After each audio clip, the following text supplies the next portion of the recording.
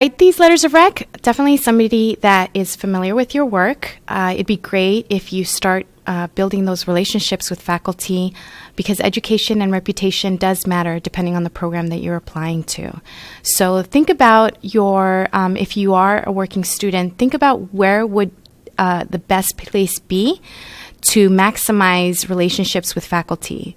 In other words, it's great that you start by working at, say, the coffee house at your campus, but also start thinking about, as you become a senior, a junior, to figure out ways that you can talk to your faculty and get work study positions supporting their research, or maybe being a part of like being the assistant or a clerk at a research department in your campus.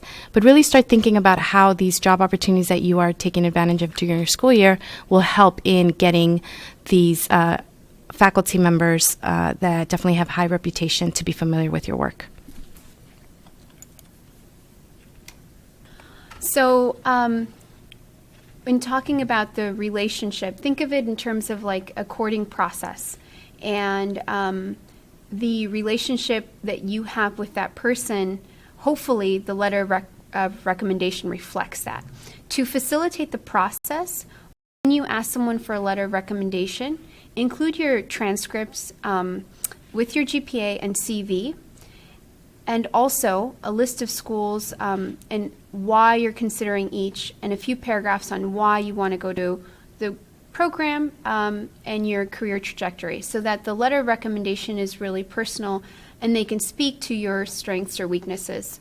And of course, you're asking someone to write a letter of recommendation. It's important not to demand or assume that just because they've sent that you've sent this information that it's going to happen. It's also generally good practice to send a gentle reminder and get confirmation that they are indeed going to write you a letter of recommendation.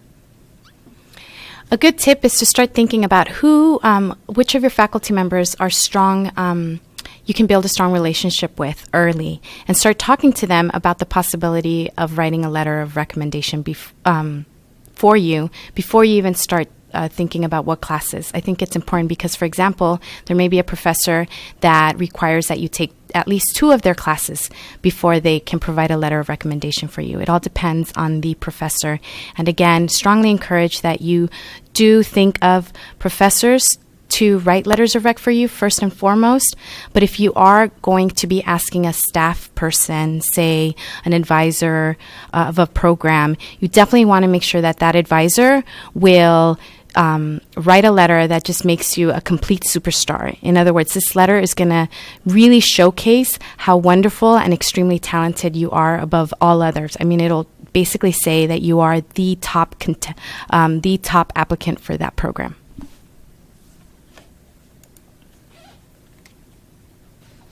So the personal statement is really your opportunity to tell your story.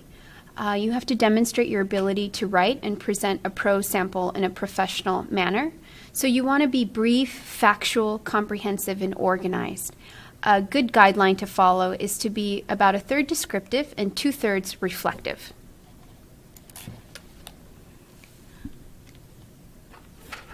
When it comes to a personal statement, you definitely want to think about what you're going to write and describe your experiences briefly but concretely and why it had value to you.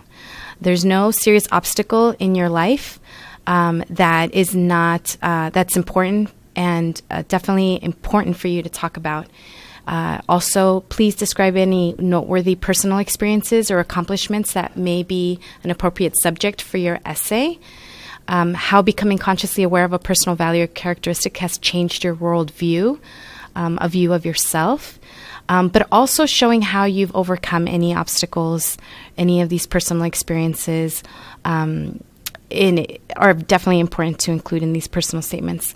Also, describe your passions and involvement in a project or pursuit and the ways in which it has contributed to your growth and your goals.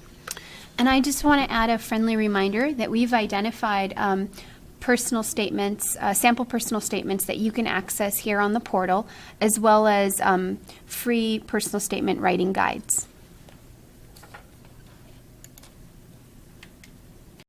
So compared to your personal statement, your statement of purpose is generally an explanation as to why you're interested in your graduate program and what sparked your desire for graduate study. So typically, you would summarize what you did as an undergraduate, maybe the research you've conducted, with who, the title of your project, your role and outcome. And you might want to mention important paper or thesis project, especially if this is a master's thesis, and maybe how it relates to your potential dissertation topic. Highlight any work experiences, especially that are research related, and mention any extracurricular activities if relevant.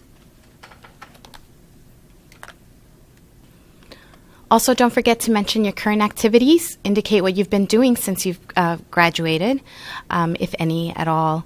Definitely talk about any companies or nonprofits that you've been working with. Discuss any projects or any responsibilities that you've had in a work or design team and what you've learned from those experiences. You can also indicate here how this has helped